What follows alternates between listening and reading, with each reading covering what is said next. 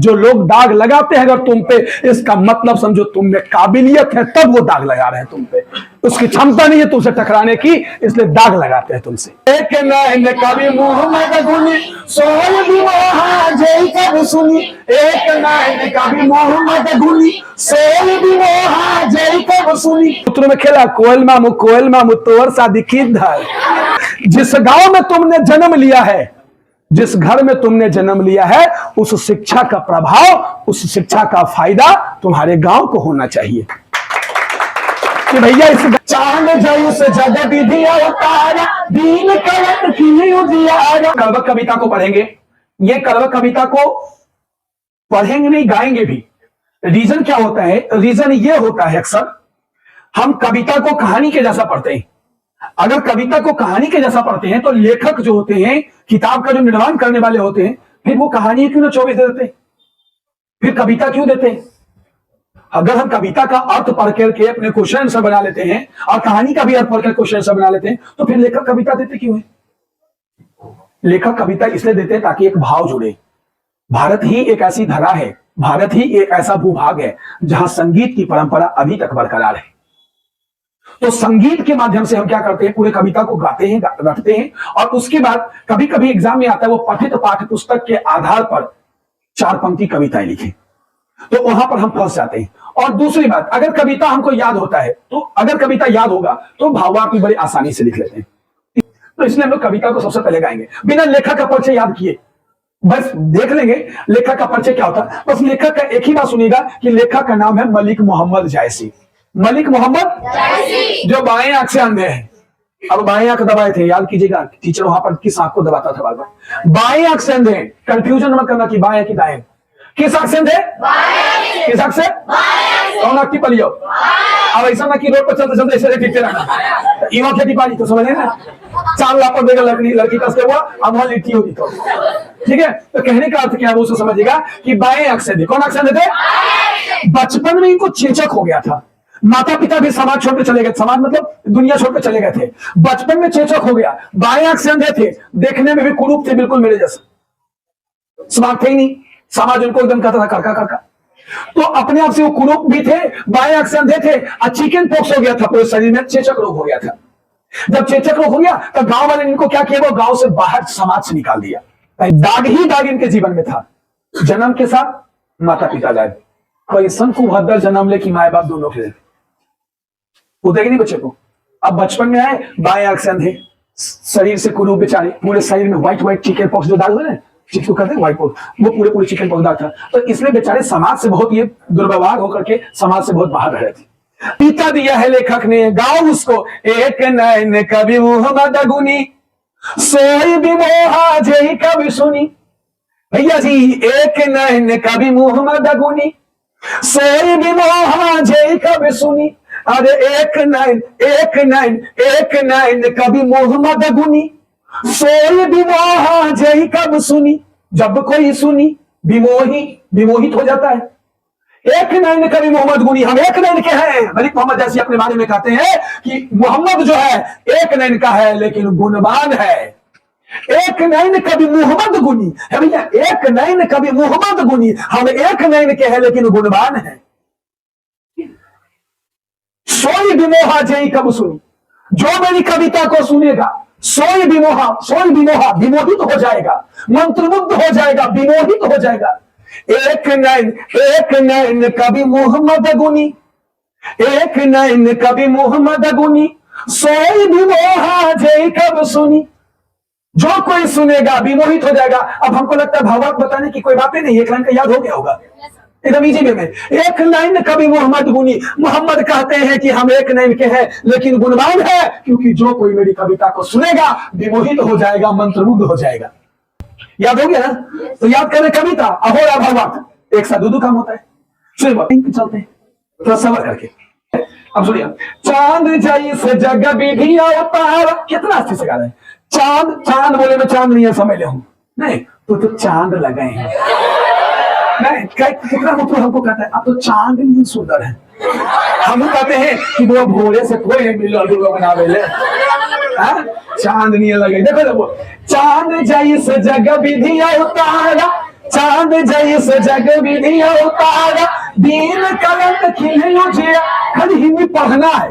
चांद जैसे जग विधि अवतारा, इस विधि के अवतार में सबसे खूबसूरत चीज चांद है। चांद से प्रकृति में कुछ भी सुंदर नहीं है। और कहते हैं क्या वो दीन कलंक किन्हीं उजियारा, और दाग चांद में भी है।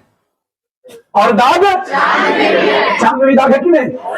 तो तुम क्यों नाराज होते हो? हम फाइल हो गए, हम पर दाग लग गया, चरित्रहीन इंसान हो गए, हम पर ये चीज लगा, हम पर ये चीज लगा। क्यों चिंता करते हो? कहते चांद जैसे जग विधि अवतार, से विधि के अवतार में सबसे खूबसूरत चीज चांद होता है, और दाग उस पर भी लगता है, और दाग उस पर भी लगता है। लेकिन दीन कलंक किन्हीं उजियारा, चांद जैसे ही उजियारा करता है, चांद जैसे ही भरी गर्मी में अपनी ठंडी ठंडी प्रकाश करती है बुआ, उसके ऊपर सारे कलंक जो होते हैं लोग भुला जाते हैं। ये नहीं कोई कहता है, आदमी देखता है चांदनी रात हो, भरल गर्मी रहता है, उमस गर्मी रहता है, एकदम छत पर चढ़ता कहता ठंडा ठंडा हवा वालो, चांदनी रात लोगो सुते बहुत मजा लो। कोई ऐसा नहीं कहता कि चांद में दाग लगल हम नहीं सुतो। चांद जैसे जग विधि उतारा, दीन कलंक किन्हीं उजियारा। जैसे ही वो अपना दीन करता है, प्रकाश को फैलाता है, उसके ऊपर जितने भी लगे हुए कलंक होते हैं सबको सब मिटा देता है। तो अगर तेरे ऊपर कोई दाग लगेगा तो चिंता मत करना, इतना गुणवान बनो, इतना गुणवान बनो, इतना गुणवान बनो कि तुम्हारे पर जितने भी दाग होते हैं वो लोग भूल जाए और तुम्हारे अनुसरण करने लगे।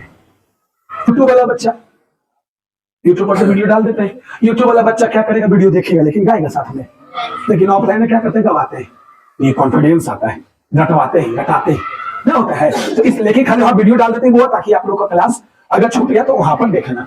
कभी अपनी तुलना चांद से करते और कहते हैं अरे चांद जैसे जग विधि उतारा, अरे चांद जैसे जग विधि उतारा। इस संसार में चांद से खूबसूरत चीज कोई नहीं है, लेकिन उस पर भी दाग है।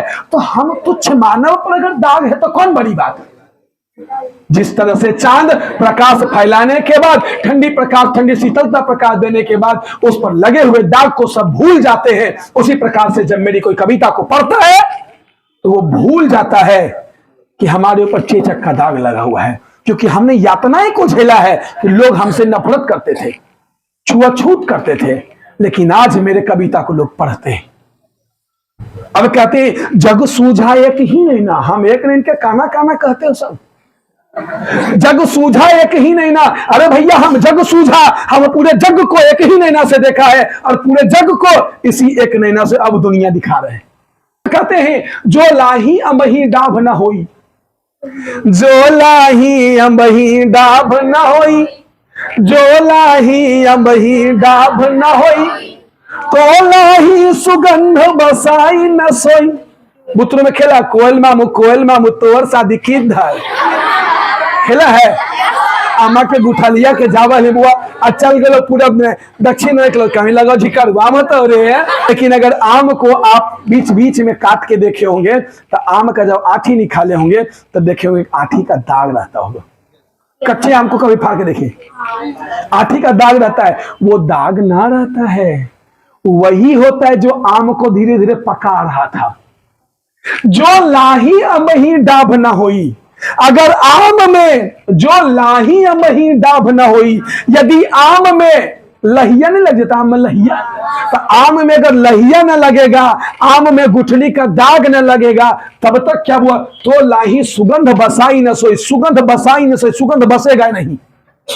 जब तक आम में लहिया का दाग न लगेगा और जब तक आम में गुठली का दाग न लगेगा, तब तक आम सुगंधित नहीं होगा और ना ही आम पकेगा। इसलिए जीवन में कभी कभी दाग जरूरी होता है।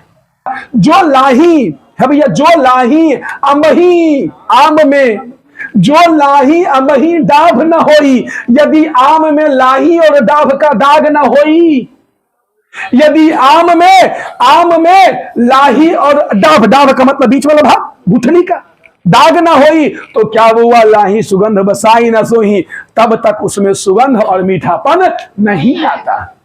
इसलिए जीवन में दाग जरूरी है। अरे कीन समुद्र पानी जो खारा, होवती भौवे सूझे अपारा।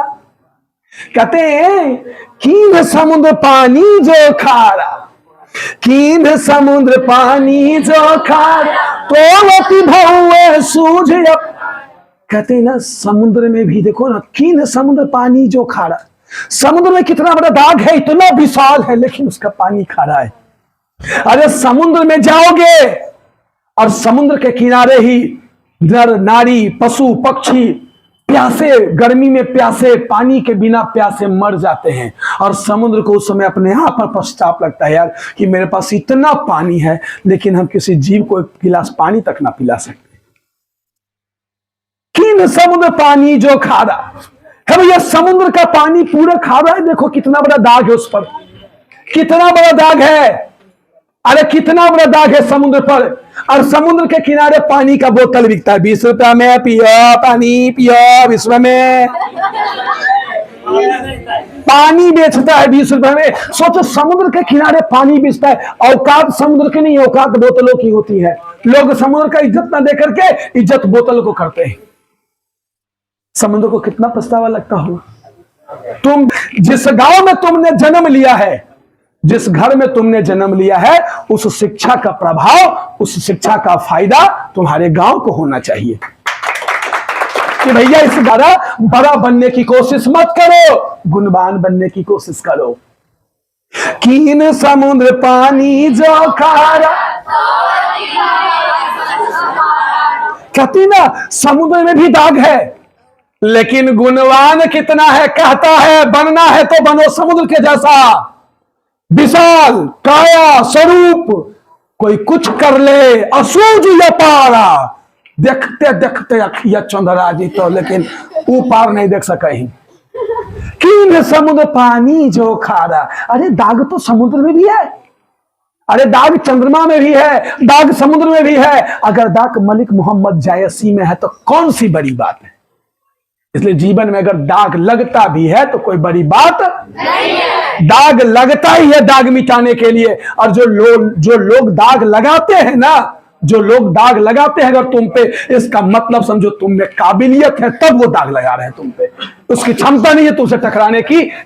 इसलिए दाग की चिंता ना करो। सुनो, कीन समुद्र पानी जो खारा, कीन समुद्र पानी जो खारा, तो अति भव्य सूर्य अपार। समुद्र का पानी भी खारा है लेकिन उस पर भी दाग है। लेकिन देखो इतना बड़ा है, इतना विशाल है, इतना बड़ा है, इतना विशाल है कि अपनी विशालता के कारण महान है।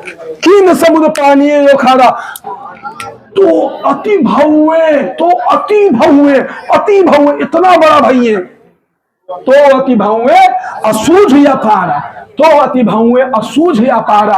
असूझ अपारा तुमको सूझेगा नहीं, असूझ नहीं सूझ सकता है। उपारा नहीं बुआ, असूझ अपारा तुमको सूझ नहीं सकता है। उपारा नहीं आया समझ में, इतना विशाल है।